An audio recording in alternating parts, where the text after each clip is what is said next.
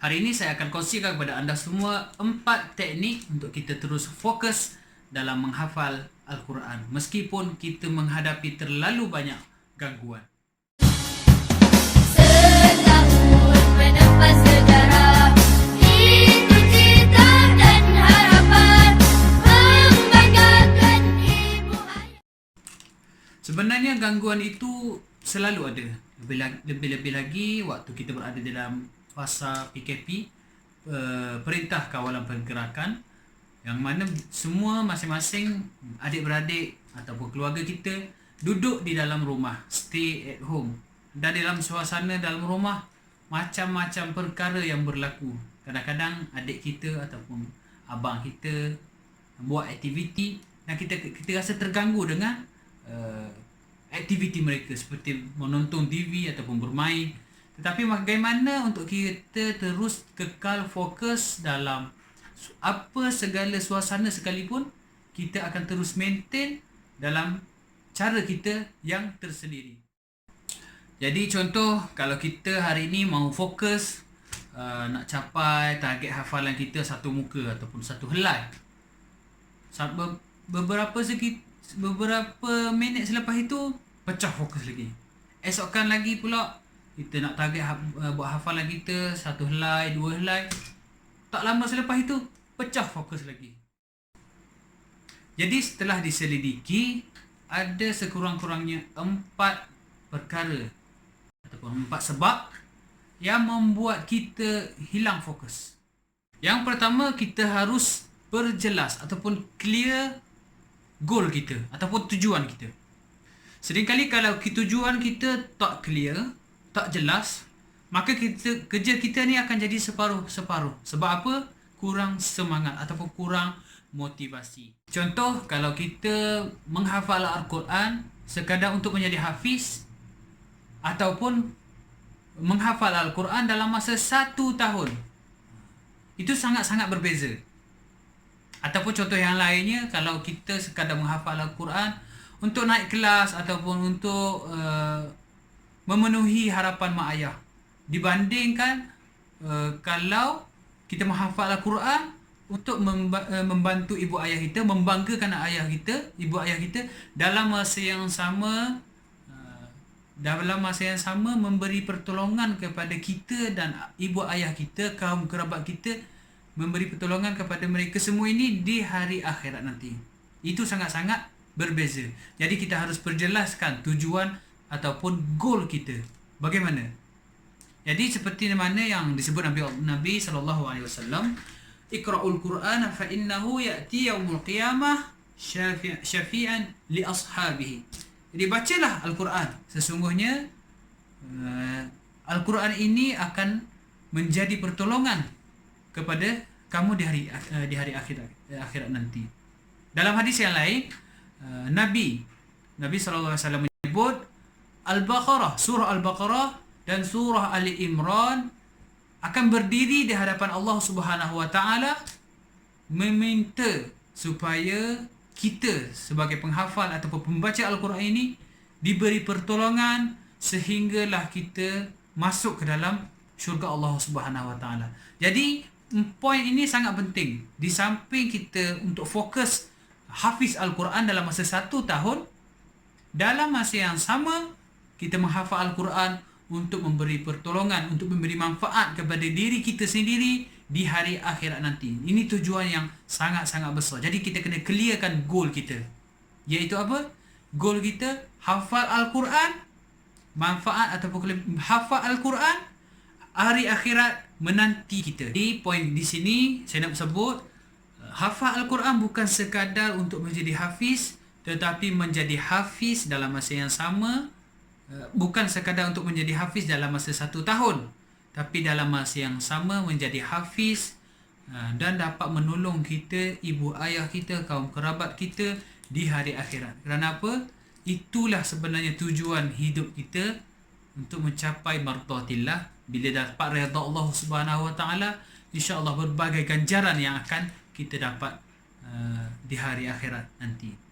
Bila motif ataupun tujuan kita menghafal Al-Quran kita ini clear ataupun jelas, maka gangguan ataupun fokus kita yang terganggu itu insya-Allah akan segera hilang, kerana goals kita ataupun tujuan kita sudah jelas dan clear.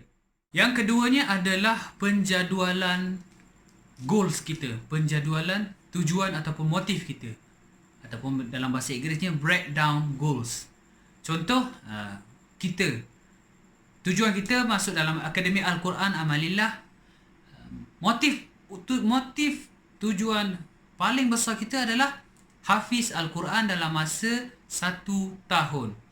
Okey, jadi kita sudah siap-siap pecahkan goal kita.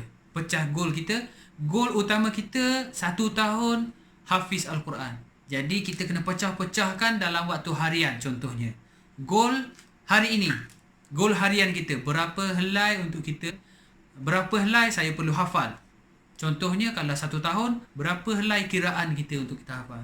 Jadi kalau kebanyakan dalam akmal sendiri, bukan sekadar 1 tahun, malah lebih cepat daripada itu, 5 bulan, 3 bulan. 5 bulan, 3 bulan sudah hafiz Al-Quran. Masya Allah. Jadi senang untuk kita tak nak hilang fokus kita. Kita kena pecahkan tugas kita. Satu hari berapa helai, satu hari berapa muka surat, satu hari berapa makhraj, supaya kita dapat terus fokus dalam goal kita. Yang ketiga adalah cipta ataupun create kita punya hobi. Contoh dalam Akademi Al-Quran Amalillah, Akmal, tujuan kita untuk menghafal Al-Quran.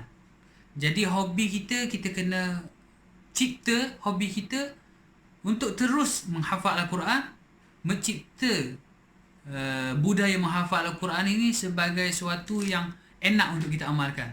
Sesuatu yang kita rasa kalau kita mencapai target kita ataupun kita hafal, ia menjadi suatu tabiat. Ibarat macam waktu kita kecil, kita hobi kita main bola sampai lupa pesanan mak ayah, balik main bola sampai pukul 6 saja. Tapi disebabkan kita punya passion ataupun hobi kita itu leka sampai balik main bola pukul 7 maghrib. Akhirnya macam mana? Ayah pun botan kita ke ataupun marah kita sampai setahap itu hobi kita ataupun passion kita. Begitu juga dalam passion kita, hobi kita dalam Al-Quran. Maksudnya fokus kita menghafal Al-Quran, hobi kita menghafal Al-Quran sampai kita lupa berapa jam kita menghafal Al-Quran. Daripada subuh contohnya kita menghafal Al-Quran, targetnya hanya jam 10. Tapi disebabkan kita punya hobi yang kita create, yang kita cipta, kita tak sedar yang kita hafal Al-Quran sampai jam 11, jam 12. Sebab apa? Kita enjoy dengan momen tersebut. Yang keempatnya adalah hindari diri kita daripada mencuri waktu. Contoh, kita sekarang berada dalam suatu situasi PKP. Semua berada di rumah, stay at home untuk mencegah diri kita daripada penularan wabak COVID-19 ini. Semua adik-beradik, ibu ayah kita berada di dalam rumah. Jadi berbagai gangguan lah yang kita mungkin akan hadapi. Di tangan kita ataupun di depan kita ada TV, di tangan kita ada telefon, kita boleh bermain Facebook, boleh tengok YouTube, boleh tengok kartun dan macam-macam. Jadi ini salah satu penyebab untuk kita hilang fokus. Sebabnya adalah terganggu fokus kita bila target kita untuk mencapai hafalan. Kita mencuri waktu kita untuk menghafal Al-Quran dengan mengisi waktu tersebut dengan berbagai-bagai aktiviti berada di rumah. Jadi salah satu pesanan saya untuk menghindari diri kita daripada mencuri waktu ini, sentiasa mencipta ataupun create suasana menghafal Al-Quran dari diri kita sendiri. Cipta suasana tersebut. Jangan terpengaruh dengan suasana, tetapi kitalah yang mempengaruhi suasana tersebut. Itu yang keempat.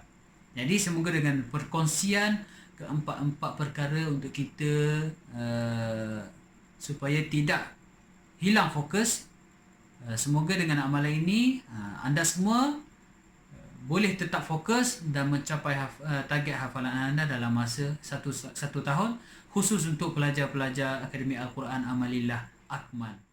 Kepada semua adik-adik yang berada di rumah, adik-adik Akmal, stay strong, stay at home. Kepada ibu ayah yang mungkin melihat video ini, teruskan memberi semangat kepada anak-anak anda. InsyaAllah dengan semangat yang mereka ada, semangat yang anda suntikkan kepada anak-anak anda, insya-Allah mereka akan istiqamah, akan terus fokus dalam hafalan mereka, seterusnya berjaya menghabiskan hafalan mereka dalam masa 1 tahun, insya-Allah. Assalamualaikum warahmatullahi taala wabarakatuh.